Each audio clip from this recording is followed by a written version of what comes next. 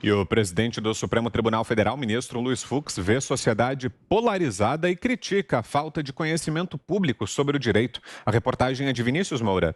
O presidente do Supremo Tribunal Federal, Luiz Fux, afirmou neste domingo que a corte sofre um profundo desprestígio porque precisa resolver problemas que ficam pendentes na arena política. A declaração foi dada durante a abertura das Jornadas Brasileiras de Direito Processual. O STF tem sido recorrentemente alvo de protestos por parte de apoiadores do governo federal que classificam algumas decisões do judiciário como arbitrárias. Para Fux, as reações são consequência de uma sociedade polarizada. O Supremo Tribunal Federal hoje sofre um profundo desprestígio exatamente porque os players na arena política não resolvem seus problemas e jogam para o Supremo resolver. A sociedade está dividida em relação àqueles valores morais, ou aquelas razões públicas, o Supremo decide e acaba desagradando e ainda acaba levando uma pecha daqueles que não conhecem normas comezinhas de direito processual. Segundo Luiz Fux, falta conhecimento público quando se fala em judicialização e questões sociais. O ministro ressaltou que o Supremo só exerce uma função quando é provocado. A jurisdição é uma função que não se exerce sem que ela seja provocada. O Supremo não se mete em nada. O Supremo é provocado e tem de dar uma resposta à luz da cláusula pétrea constitucional da inafastabilidade. De acordo com a última pesquisa do Instituto Datafolha, o STF tem 38% de desconfiança entre os entrevistados. Eram 33% há 2 anos. Outros 44% confiam pouco e apenas 15% disseram confiar muito na Suprema Corte. É engraçado ouvir o presidente do STF falar que o STF resolve problemas que os políticos não resolvem, né? Abre aspas para ele, a arena política não resolve seus problemas e joga para o STF resolver.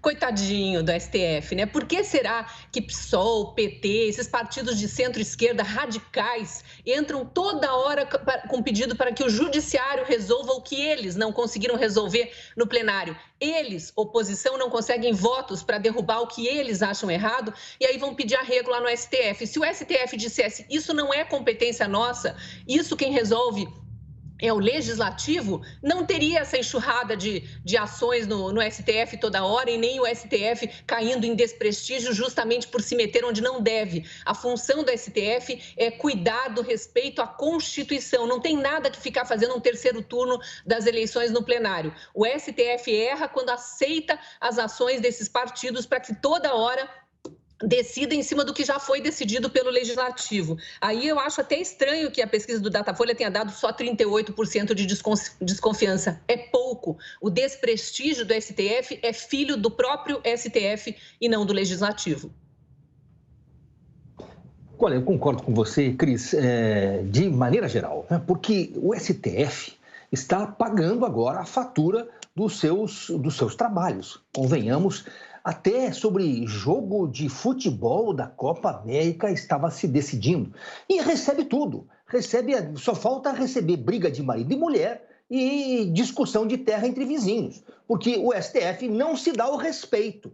E depois vem colocar a culpa nos demais. Recebe qualquer demanda dos partidinhos pequenininhos, acessórios da esquerda, e aí vira essa lambança toda. Desprestígio, não por causa do povo brasileiro. Desprestígio, presidente do STF, Fux, é porque vocês não estão fazendo o trabalho direito.